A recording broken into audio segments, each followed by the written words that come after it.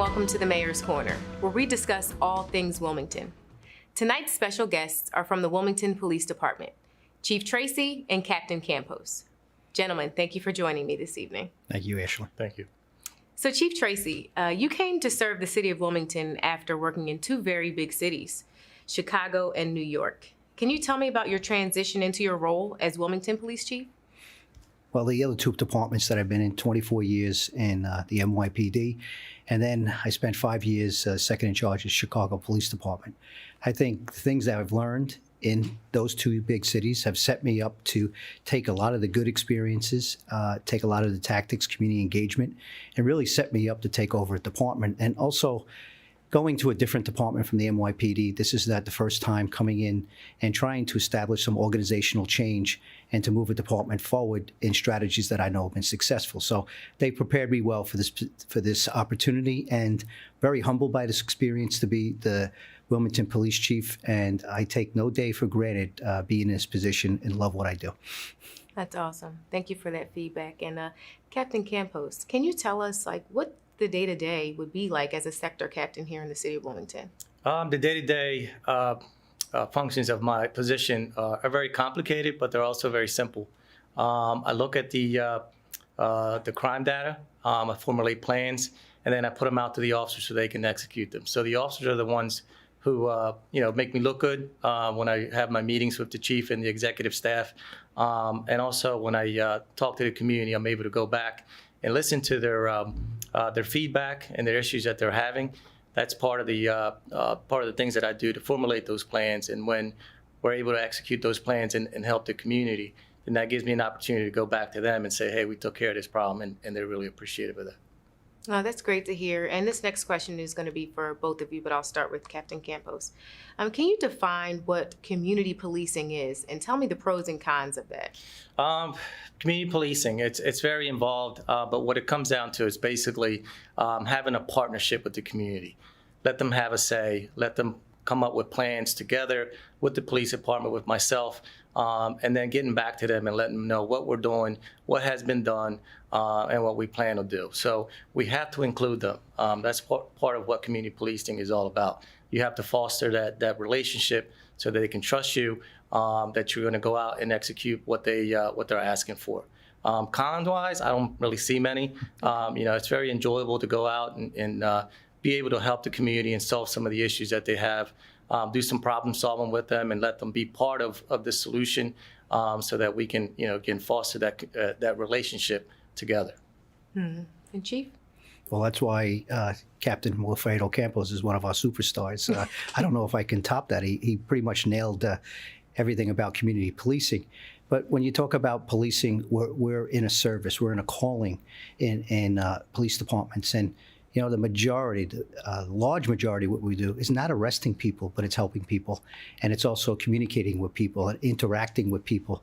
So community policing to me is really customer service based, making sure we're taking care of our clients, making sure that we treat them with respect, we're neutral, we make sure we listen, because they're the people we work for, and each community, that's why breaking up the city into different communities, having different civic associations, and having a captain over different areas, we're able to listen to their concerns and make sure that we're identifying the things that they want as well, not just what we want to dictate. There's crime strategies. I can bring in crime strategies from New York to Chicago to Wilmington, but in every area in those cities, if we don't do it with the community as a partnership, and we're listening, keeping the same officers in the same area every time that they work, to establish those relationships and make sure we get to know each other, we break down those barriers. And the only way you can do that is to have those formal and informal conversations face to face. When you do that, you start to build the trust. And as Captain Campos talked about, what are their needs? What do they need? Are we following up what they want? And we're a partnership to make sure we can reduce crime. So the successes are the community. And sometimes when things rise up and we do have a spike in violence or some things that are going on, quality of life issues, they're partners with us and that we're coming together to find solutions. And, that's really the crux of it. I can go on for a couple hours about it, but overall, Captain Campos hit on a lot of those things, and really a partnership and respect and interacting to make sure that you're not formulating a relationship when things are going bad. You already have that relationship, so you can look for ways to solve it. Yeah. And speaking of the community, you've been our police chief for almost 4 years now. Correct. What kind of changes have you seen between your start and now? Well, I think some of the things, it was already broken up to 3 sectors. Captain Campos is one of our 3-sector captains. So he has everything south of the Brandywine and west of 95 in Sector 3.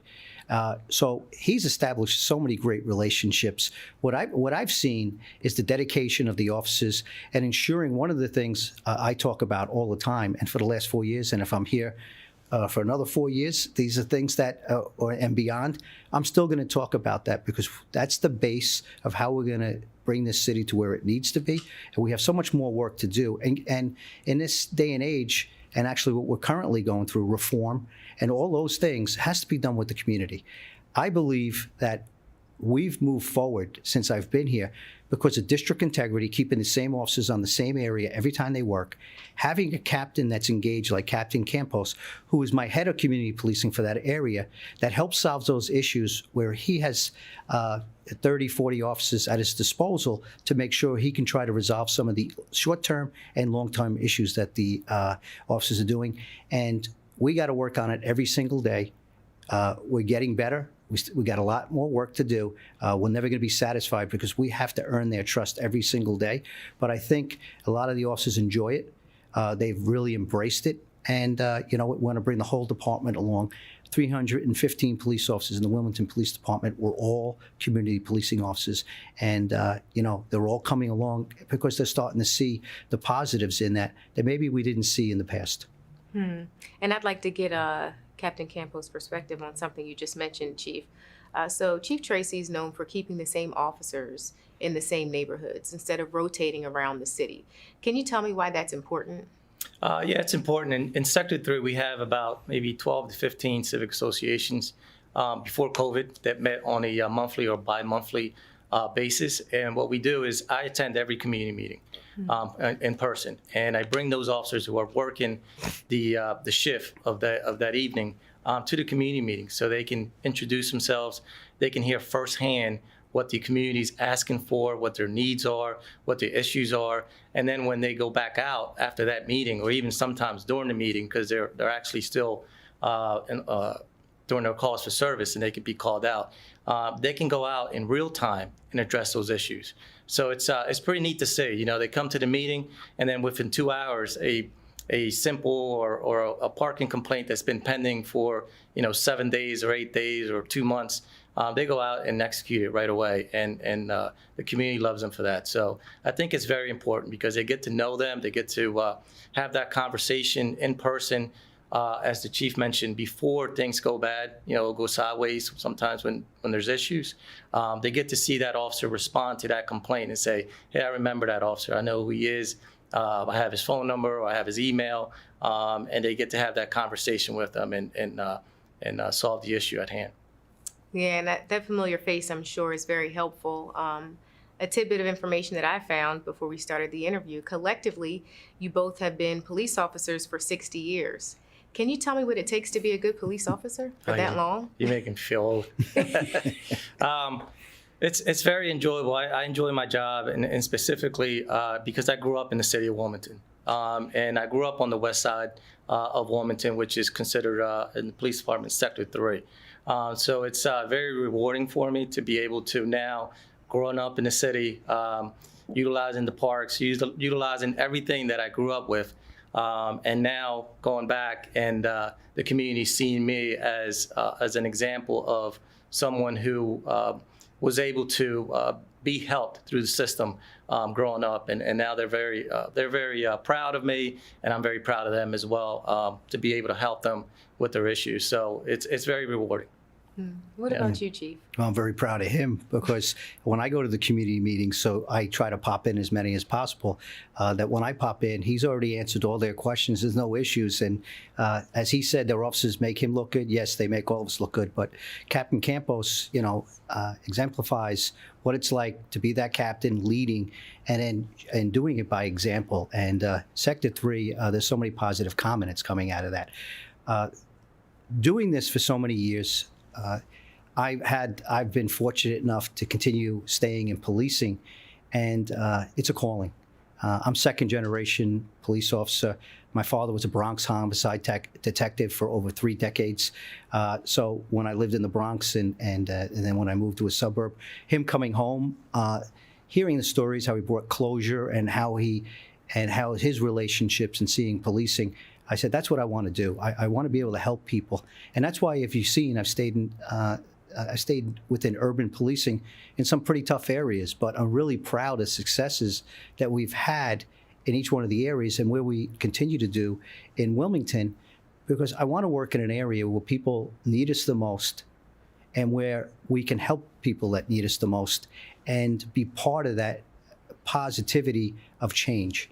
And when people say that it can't be done, I've been in places where it has been done. New York City, I came in 1984, up to 1994 for 10 years.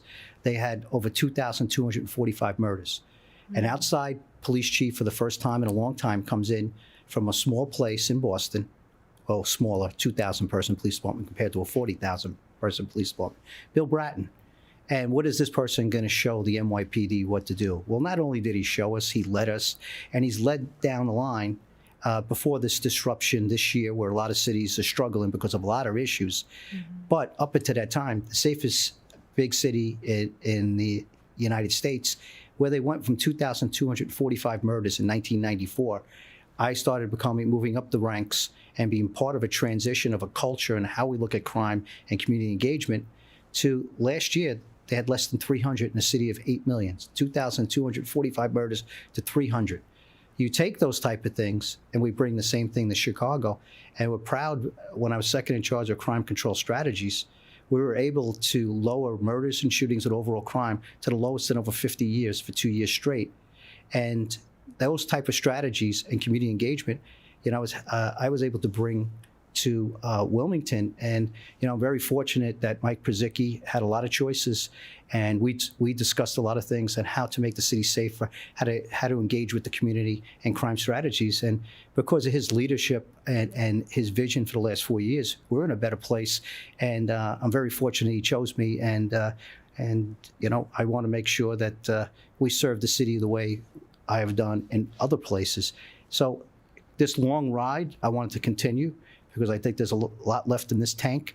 But I'm making sure that I'm training the next leaders, where the people taught me to get to this position. And you're looking at one of them right there with Captain Campos. That's awesome to hear. And I want to briefly transition to kind of a hot button topic, so I'll solicit both of your responses on this. Do you think that body cameras are necessary for effective policing today? Yes, I think because the technology, I told you I started in 1984 in the Bronx, and what policing was in 1984 and 3 decades later, where we are now, we're all about reform. Policing has reformed since I've been a police, and Wilfredo Campos can talk about starting 24 years ago and how far we've come. We're always looking at ourselves, and unfortunately, when an incident happens that happened this summer in Minneapolis, the murder of George Floyd, it makes us even take a harder look that we still have a lot more work to do. So body-worn cameras is part of that, where technology can help us. First, you need to build trust through community engagement and community meetings and speaking to people and making sure you have that human interaction and you build that trust and you build the respect and you respect each other. But body-worn cameras, where we have so many things that we've moved, technological advances, why not move with it?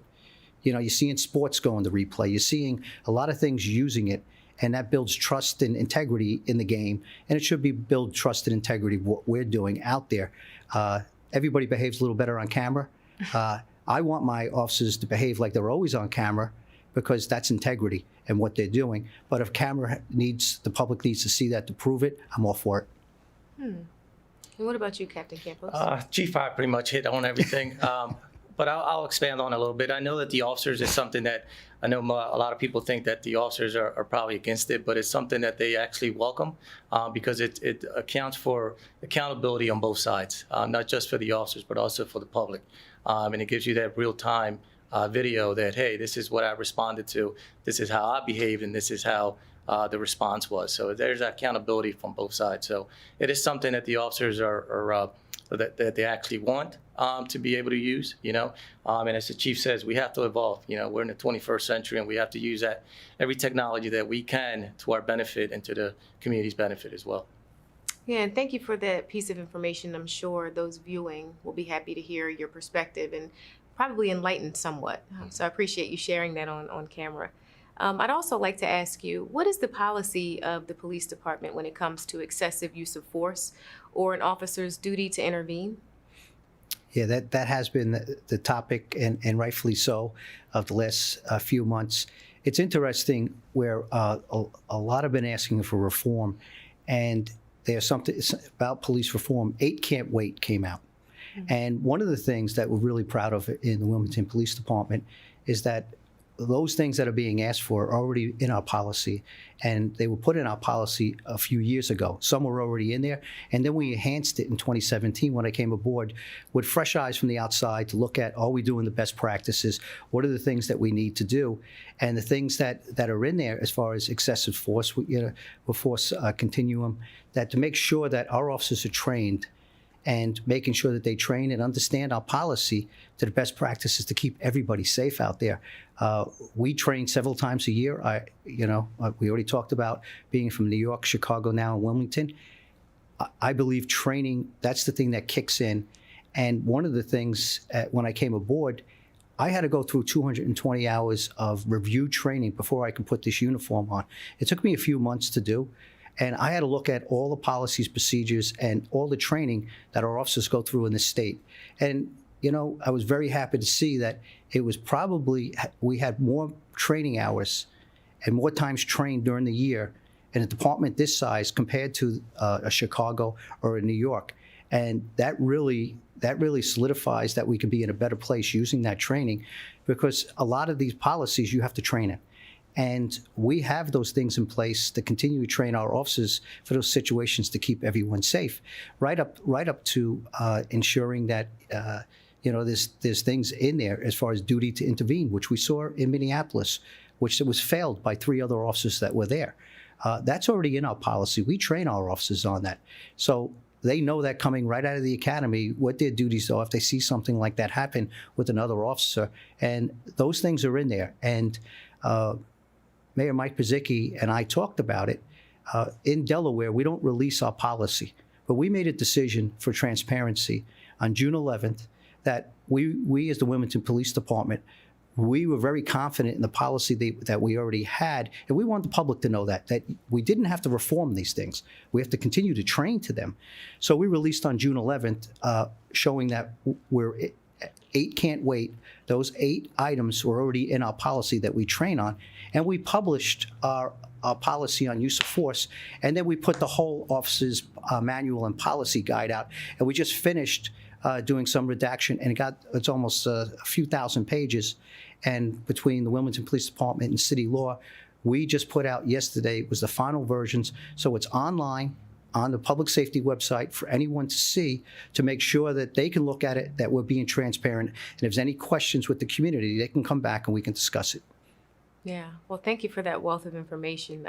Listen, Chief Tracy and Captain Campos, I appreciate you being here with us this evening. You've shared a wealth of knowledge, and I'm sure that those viewing would agree. So thanks again for joining us. And thank you for joining us. Thank you, Thank you for tuning in to the Mayor's Corner. I'm Ashley Christopher, and we'll see you next time.